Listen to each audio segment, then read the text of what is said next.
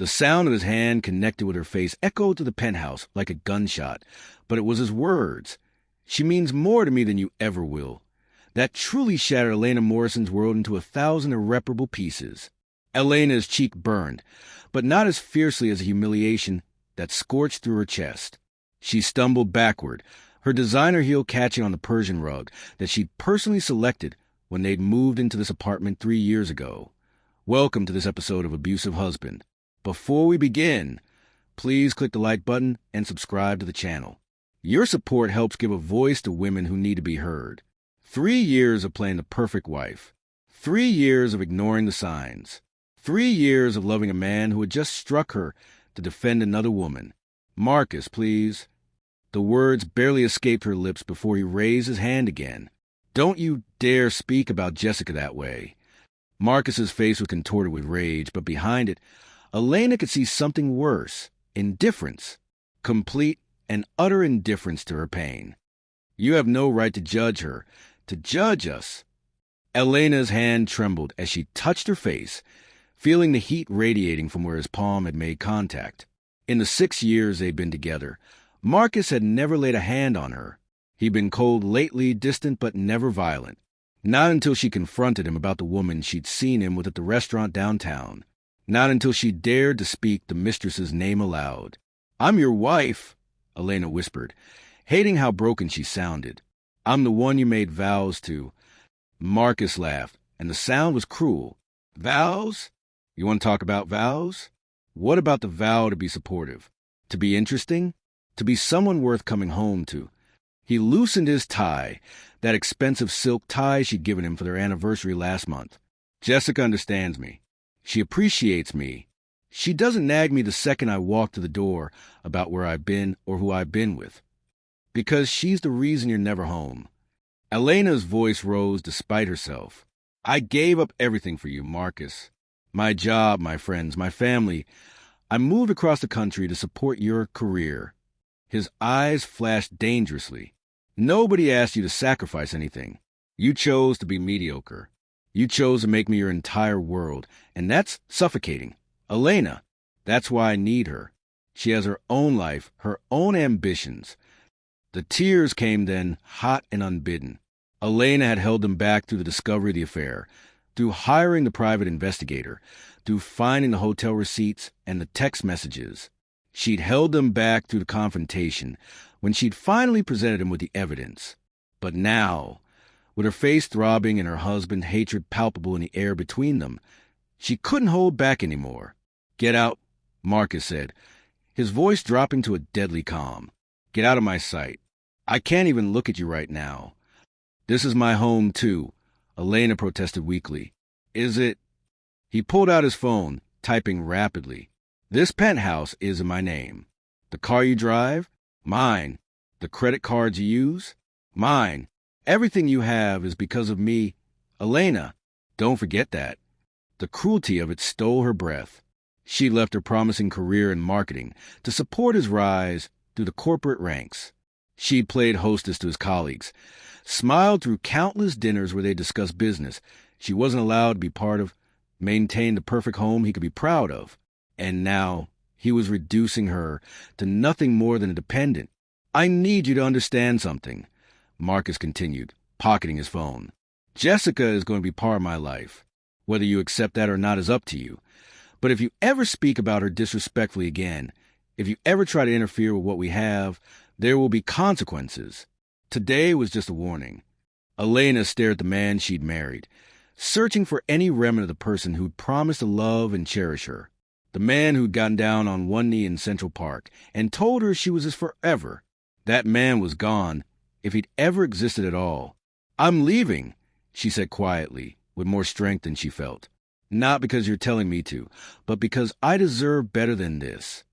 Marcus shrugged, already pulling out his phone again. "Do what you want. Just be gone by tomorrow. I'm having Jessica over for dinner, and I don't want any drama." The casual dismissal was worse than the violence. Elena turned and walked to their bedroom. No, his bedroom now. On shaking legs, she pulled out the suitcase from the closet and began throwing clothes into it randomly. Designer dresses she'd worn to his company events. Shoes she bought to match outfits he'd liked. A life packed into luggage. Her phone buzzed. A text from her sister, Maya, who she hadn't spoken to in months because Marcus had complained that Maya was too opinionated and negative about their relationship. Please call me. I'm worried about you. Elena's fingers hovered over the screen. Pride warred with desperation. She'd pushed away everyone who questioned her relationship with Marcus.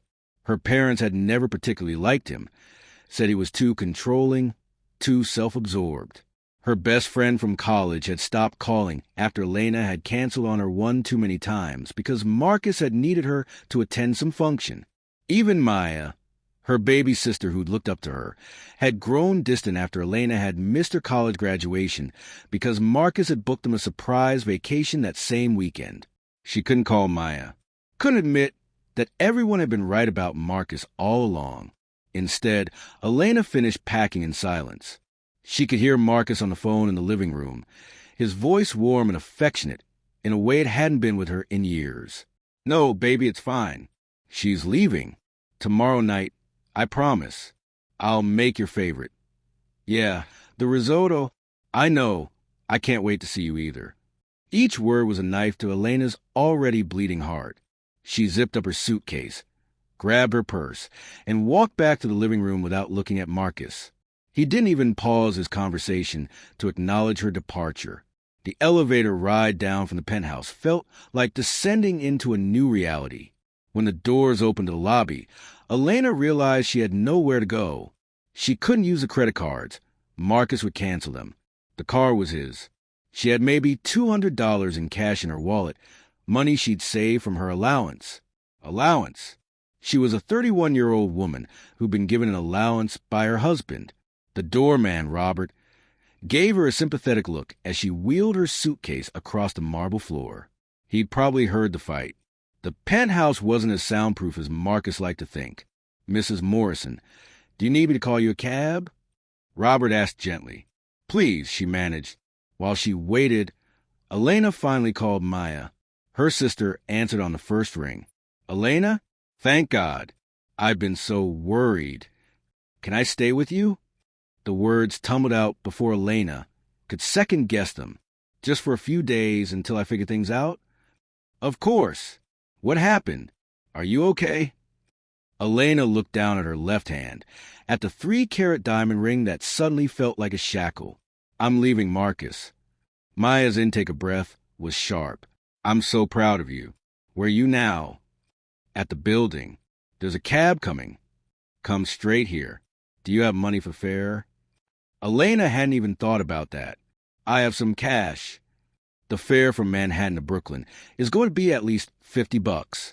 Listen, I'm sending you a Venmo right now, okay? Check your phone. Tears blurred Elena's vision. Maya, I'm so sorry. For everything. For being such a terrible sister. For choosing him over. Stop, Maya interrupted firmly. We'll talk when you get here. Just get in that cab and come home, okay? You're going to be okay. Elena, I promise you're going to be okay. But as Elena climbed into the taxi and gave the driver Maya's address, she didn't feel like she was going to be okay. She felt like her life was ending. Everything she'd built, everything she'd worked for, everything she'd sacrificed, it was all gone. She was 31 with no job, no money, no home, and a face that was already beginning to bruise. The city lights blurred past the window as the cab made its way through traffic. Somewhere in this city, Marcus was probably opening a bottle of wine, setting the table for two, preparing to entertain his mistress in the home Elena had made for them. Somewhere in this city, Jessica, whoever she was getting ready to enjoy an evening with someone else's husband, completely unbothered by the destruction she'd helped cause. And Elena? Elena was fleeing with one suitcase and a broken heart, with no idea how she was going to rebuild her life from the ashes of this devastating betrayal. Maya's apartment in Brooklyn was a 5th-floor walk-up in a converted brownstone. It was tiny compared to the penthouse Elena had just left, but when Maya opened the door and pulled her into a fierce hug, it felt more like home than that marble and glass cage ever had. Let me see, Maya said, gently tilting Elena's face toward the light. Elena hadn't looked in a mirror since leaving. She didn't need to.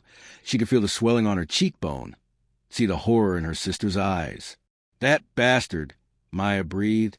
"Elena, we need to call the police. We need to document this." "No." Elena pulled away. "I just want to forget this day ever happened."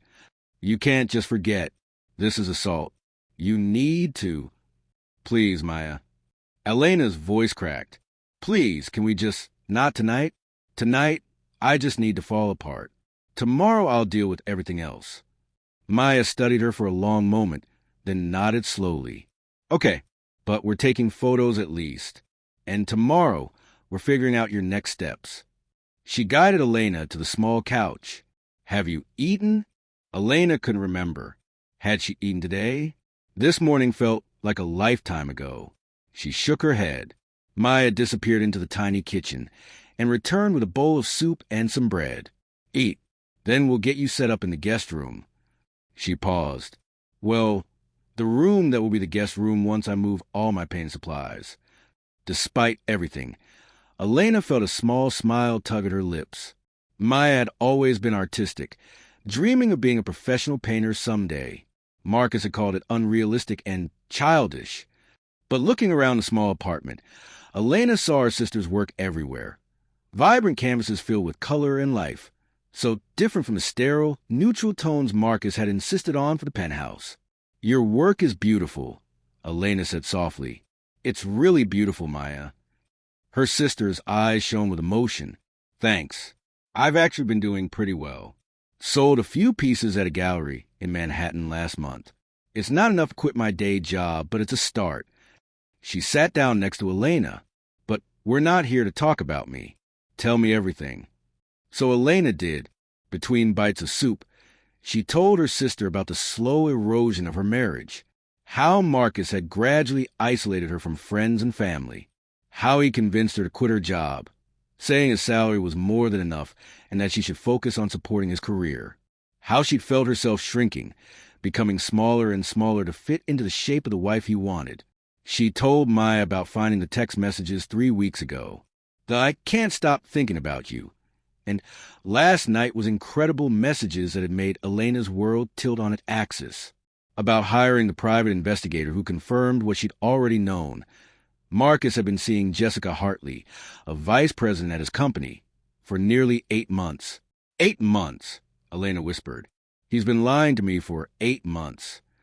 "He's been lying to you since day one," Maya said bluntly. "Remember when you first started dating? How he'd always have excuses for why we couldn't all hang out together. How he'd make these little comments about your clothes or your hair, always framed as helpful suggestions. Elena, Marcus has been controlling you since the beginning. We all saw it, but you were so in love. I was an idiot." "No." Maya gripped her hand. "You were a woman who loved someone and wanted to believe the best in him. That's not idiotic. That's human. The idiot is the man who had someone as incredible as you and threw it away." Elena wanted to believe her, but all she could hear was Marcus's voice. "You chose to be mediocre." Maybe he was right.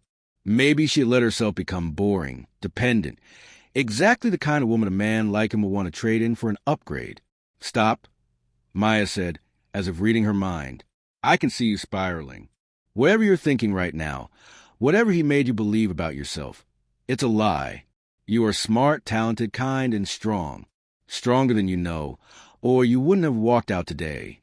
"He told me to leave," Elena corrected. "But you could have stayed. You could have accepted the mistress, accepted the abuse, accepted being treated like property. But you didn't. You left. That took courage." Elena didn't feel courageous. She felt broken and lost and terrified of what came next. But Maya's conviction was a lifeline in the darkness, and she clung to it. That night, lying in Maya's makeshift guest room surrounded by canvases and art supplies, Elena made a promise to herself. She would rebuild. She didn't know how or where or when, but she would put herself back together. She would find a woman she'd been before Marcus Morrison had convinced her she was nothing without him.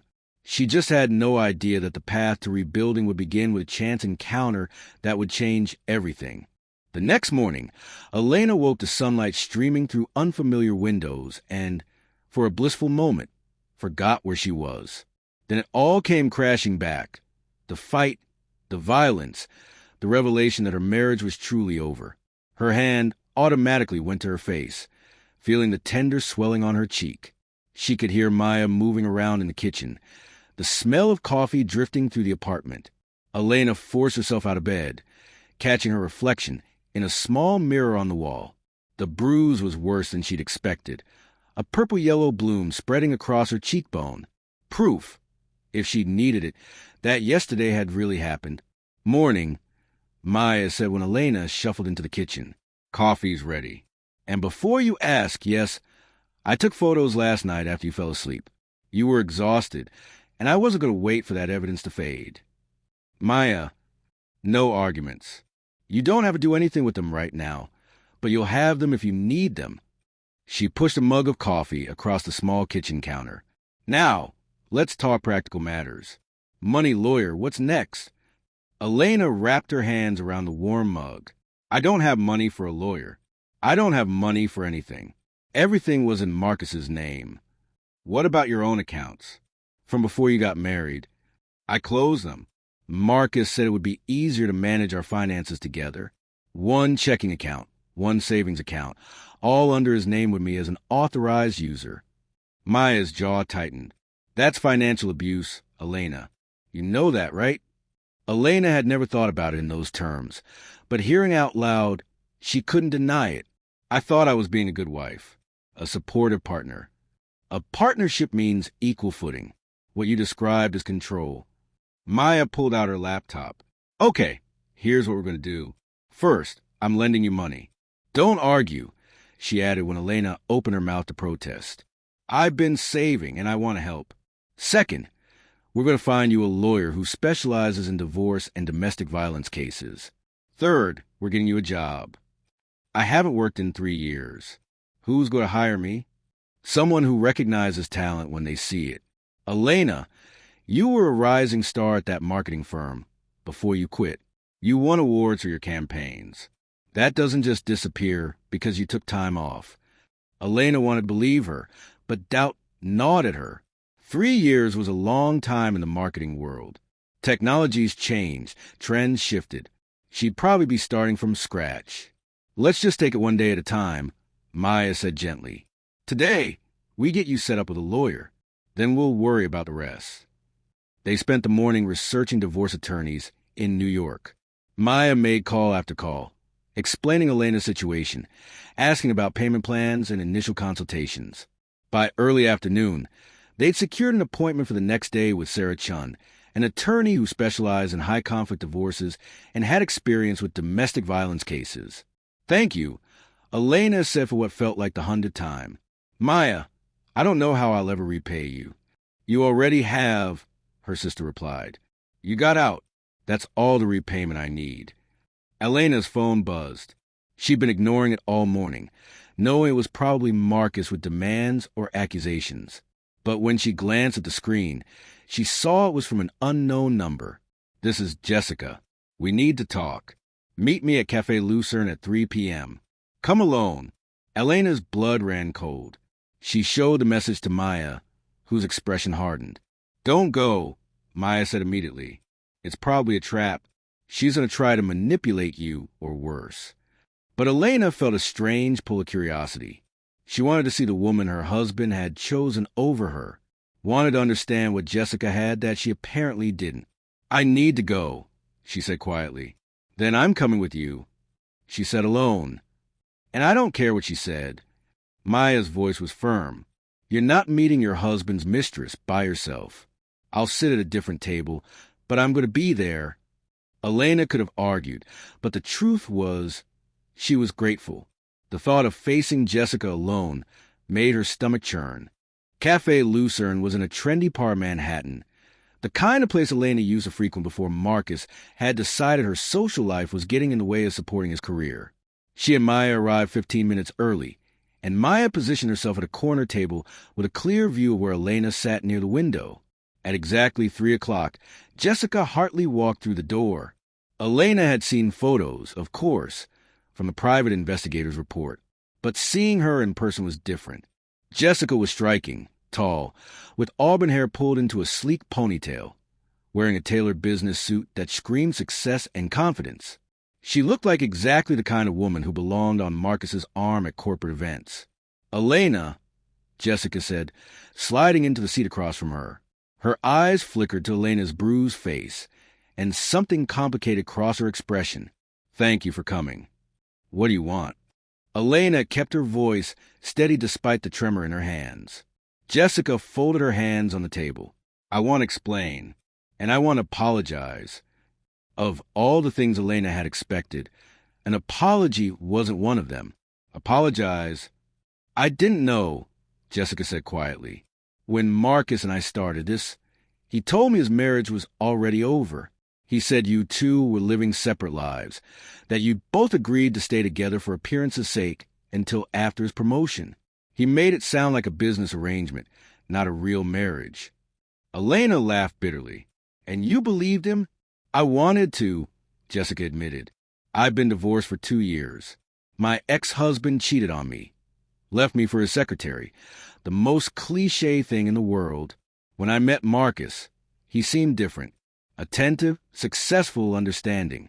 He told me exactly what I needed to hear." "And when did you figure out he was lying?" Jessica's jaw tightened. "Yesterday. After you left, I came over like he'd planned. But I saw something in the apartment, a photo album that had been knocked off a shelf during your fight. Pictures of you two together, recent ones, happy ones.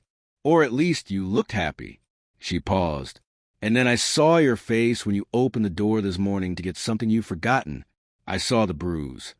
Elena touched her cheek self-consciously. "I didn't forget anything. I know. I lied to get you here." Jessica leaned forward. "Elena, I am truly sorry. I never wanted to be the other woman. I never wanted to destroy someone's marriage. And I especially never want to be involved with a man who would hit his wife. So you're breaking up with him?" Elena heard the hope in her own voice and hated it. "I already did. This morning, after I saw you, I told him I wasn't interested in being with someone capable of violence, someone who would lie so thoroughly to multiple women." Jessica's expression hardened. "He didn't take it well. He's furious at both of us. He blames you for turning me against him with your dramatics and manipulation." "Of course he does." Elena wasn't surprised. Marcus had never taken responsibility for anything in his life. It was always someone else's fault, someone else's shortcoming. "There's something else you should know," Jessica continued. "I'm not the first. There was another woman before me, Caroline. She worked in our department before transferring to the Boston office. Marcus was seeing her while you two were engaged. The revelation should have hurt more, but Elena felt oddly numb. How do you know?" "She called me yesterday after she heard through the office grapevine that Marcus and I were involved. She wanted to warn me about him. Apparently, he treated her the same way, made her believe his relationship with you was over, isolated her from her concerns, then discarded her when she started asking for more commitment." Jessica pulled out her phone. "She's willing to talk to you, if you want, for your divorce proceedings, as proof of pattern." Elena stared at the phone number Jessica showed her. Proof of pattern. Evidence that Marcus was a serial cheater, a manipulator, possibly even an abuser beyond just yesterday's violence. "Why are you helping me?" Elena asked. Jessica's smile was sad. "Because I know what it's like to be on your side of this table. When my ex-husband left, I was devastated. I had no one helping me navigate the divorce, no one on my side. I lost almost everything in the settlement because I was too heartbroken to fight." She slid a business card across the table. "That's my attorney's information. She's excellent, specializes in complex divorce cases. Tell her I sent you. She owes me a favor, and she'll take your case." Elena picked up the card with trembling fingers. "I already have an appointment with someone tomorrow." "Keep it, but call Diane too. Interview multiple attorneys. Find the one who will fight hardest for you." Jessica stood. "I know this doesn't fix what happened. I know I played a role in your pain, even if I didn't understand the full situation. But I want to help make it right, whatever that means." As Jessica turned to leave, Elena called out, "Wait, can I ask you something?" Jessica turned back. "What did he tell you about me?" What made you believe his marriage was over? Jessica hesitated, then sighed. He said you'd changed after getting married, that you'd become clingy and controlling, that you'd given up your career and made him responsible for your entire happiness. He said you checked his phone, questioned his every move, made scenes at company events when he talked to other women. She met Elena's eyes. I'm guessing none of that was true. I quit my job because he asked me to. I stopped seeing friends because he said they were negative influences. I never checked his phone until I had reason to suspect. And I never made scenes. I played the perfect corporate wife at every single event. Elena's voice was stronger now. He rewrote our entire relationship to justify his cheating. That's what narcissists do, Jessica said quietly. They rewrite history to make themselves a victim. I should have seen the signs sooner. I'm sorry I didn't. After Jessica left, Maya hurried over to Elena's table. What happened? Are you okay? Do I need to fight someone? Despite everything, Elena smiled. No fighting necessary. She actually apologized and gave me a lawyer's number. Maya sat down. Did not see that coming. Neither did I. Elena looked at the business card in her hand. Diane Morrison, attorney at law. The irony of the last name wasn't lost on her. She said Marcus has done this before. There's another woman who can testify about his pattern of behavior. Good. We'll bury him in the divorce proceedings. Take everything he has. Elena shook her head. I don't want revenge, Maya. I just want freedom. I want to move on and build a life that's actually mine. You can have both, her sister pointed out. You can be free and make sure he faces consequences for what he did. Maybe Maya was right. Maybe Elena deserved both freedom and justice. But right now, sitting in this cafe with her sister by her side, and the first steps toward a new life spread out before her, she just felt exhausted. Can we go home? She asked. I think I need to rest before tomorrow's appointment. Of course. Maya squeezed her hand. Whatever you need, sis. We'll figure this out together. As they left the cafe and walked toward the subway, Elena felt the strangest sensation. Despite the bruise on her face and the wreckage of her marriage, despite the uncertainty of what came next, she felt something she hadn't experienced in years. She felt like herself again. The next 3 weeks passed in a blur of legal consultations, documentation, and paperwork.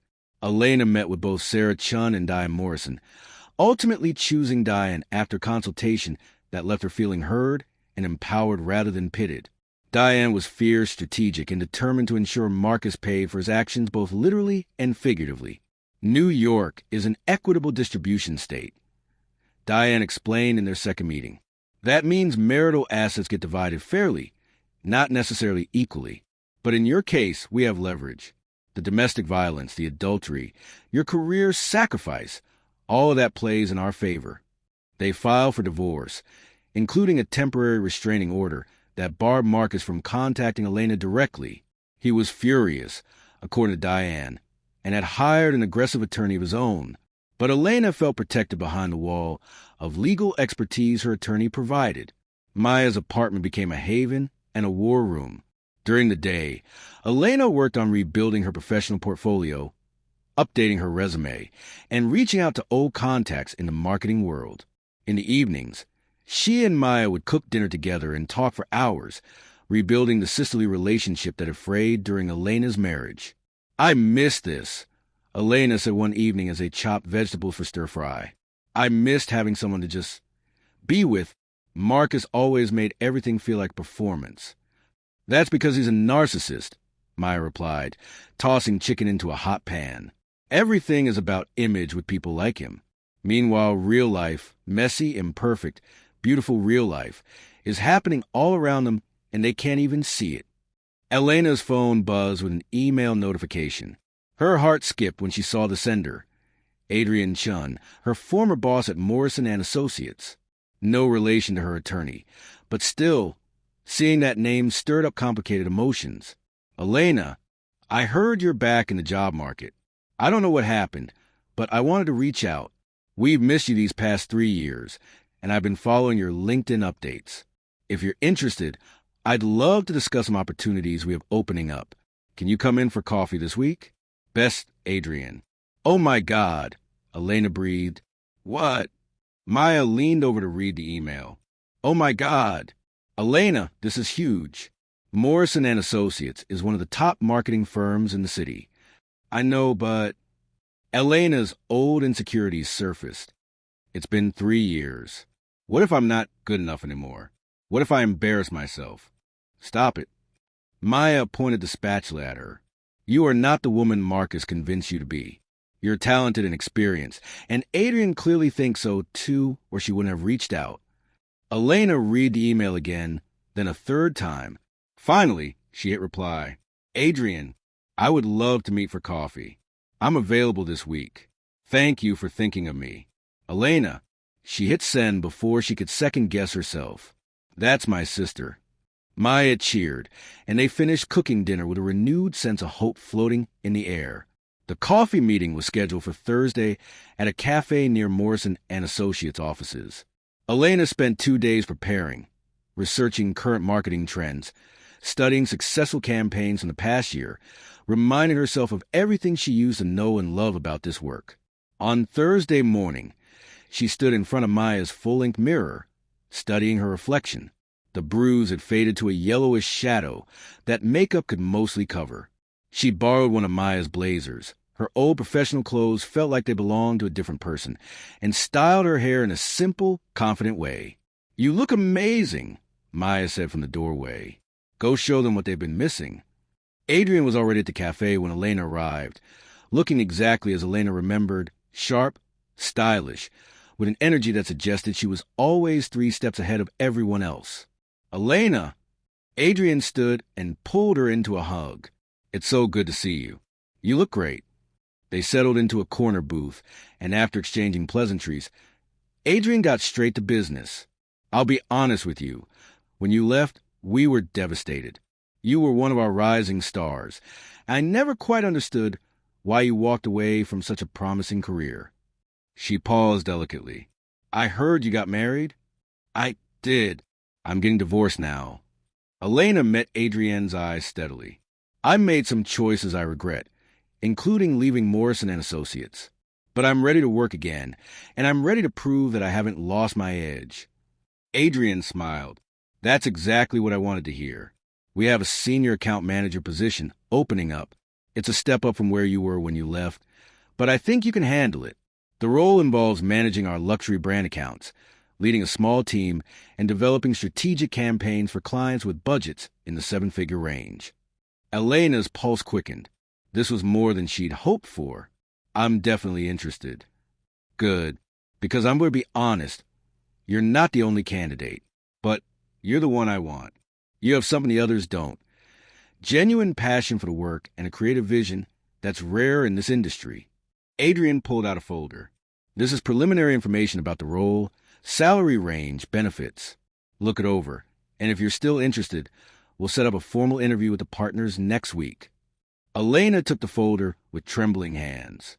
The salary range alone was more than she'd made in her entire last year at her old job. It was real money, independence money, build a new life money. I'm interested, she said firmly. Very interested. They spent another hour discussing the role, the clients, the direction of the company. By the time Elena left the cafe, her head was spinning with possibilities. She pulled out her phone to text Maya the good news and nearly collided with someone on the sidewalk. I'm so sorry, she started to say, looking up. The man she'd bumped into was tall, probably mid-30s, with dark hair and striking gray eyes. He was wearing an expensive suit but had loosened his tie, and there was something about his expression, a mixture of intensity and exhaustion, that made Elena pause. No, that was my fault, he said, his voice deep and slightly accented. British maybe? I wasn't watching where I was going. They stood there for an awkward moment, then both stepped aside in the same direction, then the opposite direction, doing that uncomfortable dance people do when trying to pass each other on a narrow sidewalk. The man laughed, and the sound transformed his face from tired to genuinely warm. How about I stay still, and you choose which way to go? Elena felt herself smile, the first genuine smile she'd given a strange man in she couldn't remember how long. Sound strategy. She moved past him, but something made her glance back. He was watching her, his expression thoughtful, and when their eyes met again, he gave a small nod that felt like acknowledgement of something neither of them could name. Then Elena's phone buzzed with an incoming call, breaking the moment. It was Diane. "Elena, we need to talk. Marcus is fighting the restraining order, and there's been a development with the divorce proceedings. Can you come to my office this afternoon?" The brief moment of lightness evaporated. "Yes, I'll be there in an hour."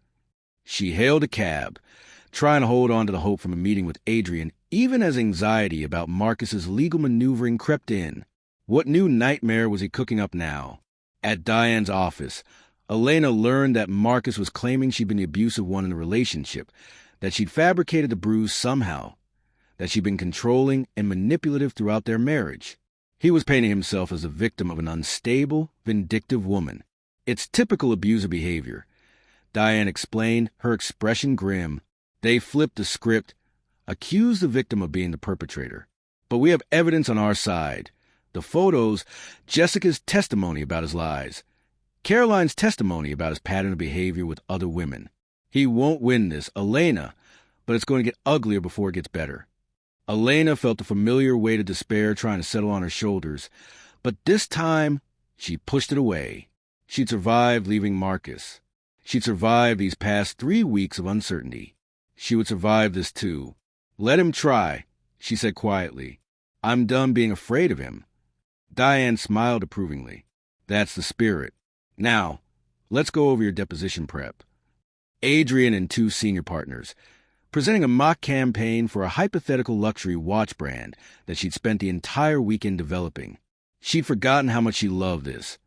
The strategy, the creativity, the challenge of understanding a target audience and crafting messages that would resonate. The partners were impressed. Elena could see it in their faces, hear it in their questions that grew increasingly detailed and enthusiastic. By the end of the 2-hour meeting, Adrian was barely containing her excitement. "We'll be in touch by end of week," one of the partners said, shaking Elena's hand. "But I think it's safe to say this went very well." Elena floated out of the building, pulling out her phone to text Maya. As she typed, someone called her name. Elena Morrison? She turned to find a man from the cafe, last week standing a few feet away. Up close, in the full light of day, he was even more striking than she'd remembered. There was something magnetic about him, an intensity that seemed barely contained beneath his polished exterior. "Yes." She was immediately wary. Marcus had taught her to be suspicious of strangers who somehow knew her name. "I apologize for startling you. My name is Alexander Steele." He extended his hand. "I'm the CEO of Steel Industries." Elena's eyes widened. Everyone in New York knew about Steel Industries, a conglomerate that had stakes in everything from technology to real estate to luxury goods. Alexander Steele was one of the youngest billionaires in the country, notorious for being both brilliant and intensely private. She shook his hand automatically. "I'm sorry, I don't understand." "How do you know my name?" "I'm making my business to know talented people in my city," he said with a slight smile. "And I happened to see your presentation this morning.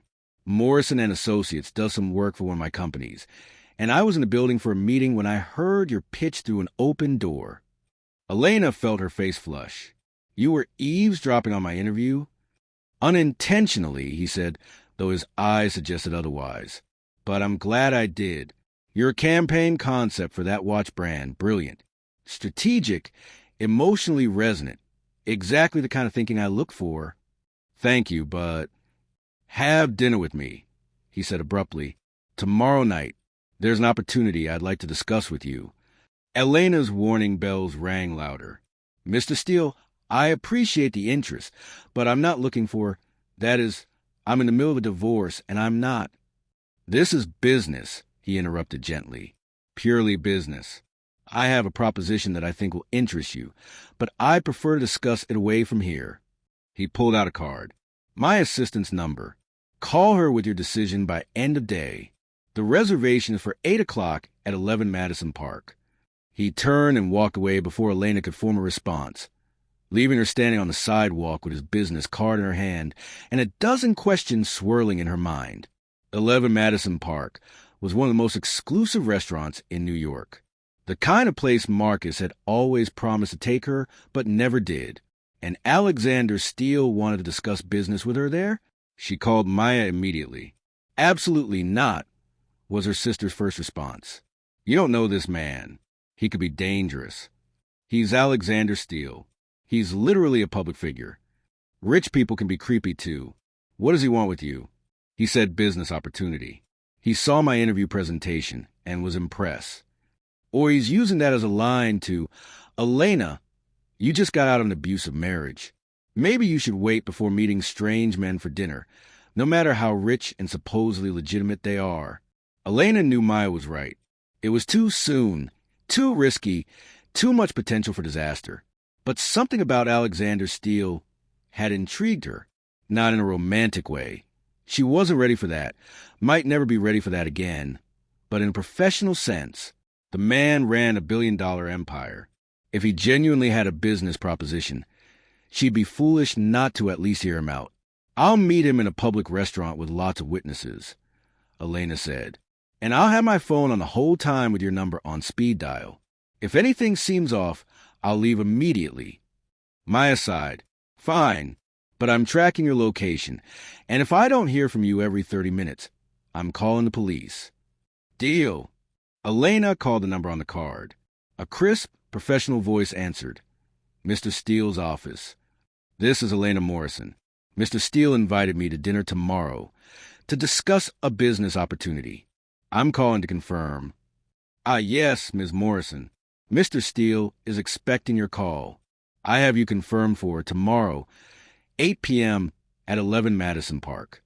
A car will pick you up at 7:30. May I have your current address? Elena hesitated, then gave Maya's address. If this was some elaborate scheme, at least it wouldn't lead back to Marcus or anywhere she'd be alone. Perfect.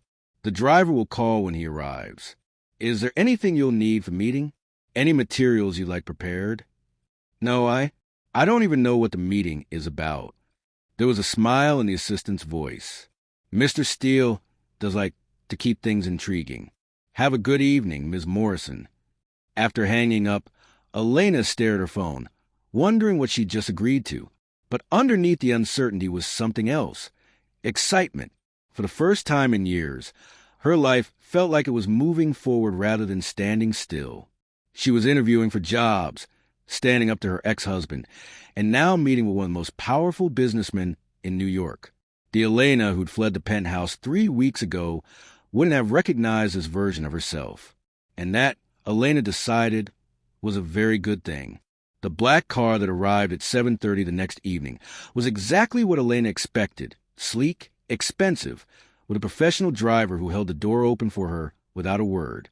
She'd agonized over what to wear, finally settling on a simple black dress that Maya had lent her. Professional but elegant, nothing that could be misconstrued. As the car glided through Manhattan traffic, Elena tried to prepare herself for every possibility. Maybe Steele wanted to hire her away from Morrison and Associates before they even made her an offer. Maybe he wanted her to work on a specific campaign.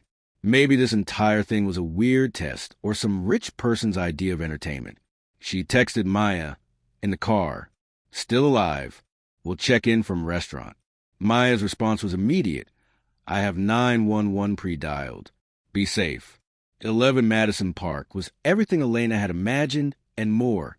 The Art Deco dining room was intimate and sophisticated, with soft lighting that made everything feel like a dream. Alexander Steele was already seated at a private table near the back, and he stood when she approached. Ms. Morrison, thank you for coming. His handshake was firm, professional. Please sit. I've taken the liberty of ordering the tasting menu. I hope that's all right. They'll accommodate any dietary restrictions you have. That's fine, Elena said, settling into her chair and trying to calm her racing heart. Though I have to admit, I'm intensely curious about why I'm here. Alexander smiled. Straight to business. I like that. He waited while the sommelier poured wine, then continued. I'll be direct. Steel Industries is launching a new division, luxury lifestyle brands that we're acquiring and elevating to compete in the high-end market. We need someone to oversee the marketing and brand strategy for the entire division.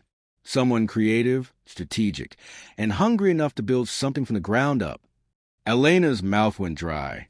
That sounds like a massive undertaking. It is, which is why I've been searching for the right person for 6 months.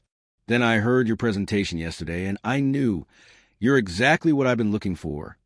Mr. Steele, I appreciate the vote of confidence, but you heard one presentation. You don't know my work history, my capabilities. I know you left a promising career 3 years ago, presumably for personal reasons. I know you're getting divorced from Marcus Morrison, a mid-level executive at Henderson and Brooks who has a reputation for being both ambitious and unpleasant. I know you graduated top of your class from Cornell, that you won 3 industry awards in your first 2 years at Morrison & Associates, and that Adrian Chun thinks you're one of the most talented marketers she's ever worked with. He took a sip of wine. I do my homework, Ms. Morrison. Elena felt exposed and unsettled. That's quite thorough. I don't make billion-dollar decisions on impulses. When I'm interested in someone, I learn everything I can about them. He must have seen something in her expression because he added, I'm not trying to intimidate you. I'm trying to show you that this offer is serious. I want you to head this division. The salary will be $350,000 to start, with performance bonuses that could double that. Full benefits, stock options, a team you build yourself. Complete creative control within budget parameters. The first course arrived, some delicate preparation that Elena barely registered. Her mind was reeling. $350,000.